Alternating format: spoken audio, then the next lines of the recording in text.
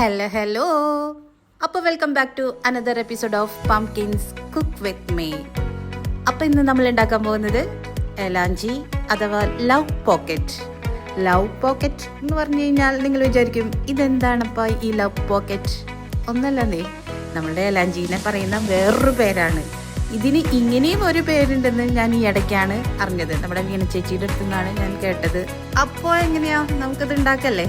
അപ്പോൾ അതിനായി ആദ്യം തന്നെ ഓൾ പർപ്പസ് ഫ്ലോർ അല്ലെങ്കിൽ മൈദ ഇതെടുത്ത് അതിലോട്ട് കുറച്ച് മഞ്ഞൾപ്പൊടി, പിന്നെ കുറച്ച് ഉപ്പ് ആവശ്യത്തിന്, പിന്നെ പഞ്ചസാര നിങ്ങൾക്ക് ഇഷ്ടമുള്ളത്രയും. ഞാൻ പഞ്ചസാര പ്രിയ ആയതുകൊണ്ട് കുറച്ചധികം ഇടുന്നുണ്ട്. പിന്നെ ഒരു മുട്ട പൊട്ടിച്ച് വെച്ചതും പാലും വെള്ളവും ചേർത്തിട്ട് നന്നായി അങ്ങ് മിക്സ് ചെയ്യാം. ഈ വിസ്ക് വെച്ചിട്ട് നന്നായി അങ്ങ് മിക്സ് ചെയ്തെടുത്ത് കഴിഞ്ഞാൽ അതിൻ്റെ ബാറ്റർ റെഡി ആയി കിട്ടും. ഈ ഒരു കൺസിസ്റ്റൻസിയിൽ വേണം കേട്ടോ ബാറ്റർ സെറ്റ് ചെയ്തെടുക്കാൻ. കുറച്ച് കളർ കൂടിപ്പോയോ എന്നൊരു സംശയമുണ്ട്. സാരമില്ല, ഇരിക്കട്ടെ എന്ന്.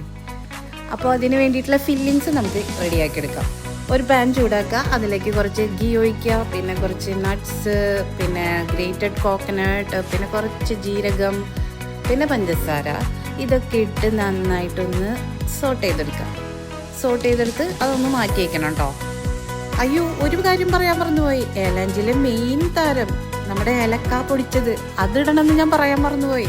അതെന്തായാലും ഇടണം കേട്ടോ നമ്മളുടെ ഈ ഫില്ലിങ്സിൽ. അതും കൂടി ഇട്ടിട്ട് വേണം സോട്ട് ചെയ്തെടുക്കാൻ.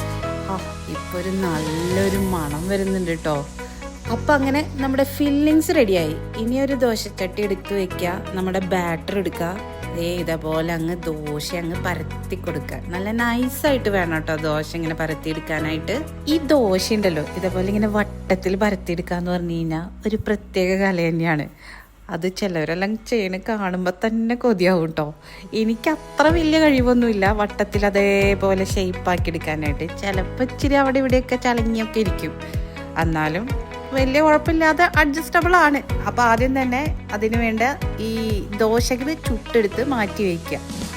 അതെ, നമ്മൾ നേരത്തെ ഉണ്ടാക്കി വെച്ചിരിക്കുന്ന ഫില്ലിങ്സില്ലേ, അതിൽ നമുക്ക് ഷുഗറിന് പകരം ശർക്കര വേണമെങ്കിൽ യൂസ് ചെയ്യാം കേട്ടോ. എനിക്കിഷ്ടം ഷുഗറാണ് കേട്ടോ, അതുകൊണ്ടാണ് ഞാൻ ഷുഗർ യൂസ് ചെയ്തിരിക്കുന്നത്. അങ്ങനെ ദോശ ചുടൽ കലാപരിപാടി കഴിഞ്ഞ് കഴിഞ്ഞാൽ അടുത്തതായി ആ ചുട്ട ദോശയെല്ലാം ഒരു പാത്രത്തിലോട്ട് ഇങ്ങനെ വെച്ച് നമ്മൾ നേരത്തെ ഉണ്ടാക്കി വെച്ചിരിക്കുന്ന ഈ ഫില്ലിംഗ് ഇല്ലേ, ആ ഫില്ലിങ് അതിൻ്റെ ഉള്ളിൽ നിരത്തി വെച്ച് ഇതേപോലെ റോൾ ചെയ്യുക. റോൾ ചെയ്യുമ്പോൾ രണ്ട് സൈഡും അതിൻ്റെ ഉള്ളിലേക്ക് ആക്കി വെച്ചിട്ട് വേണം റോൾ ചെയ്തെടുക്കാൻ.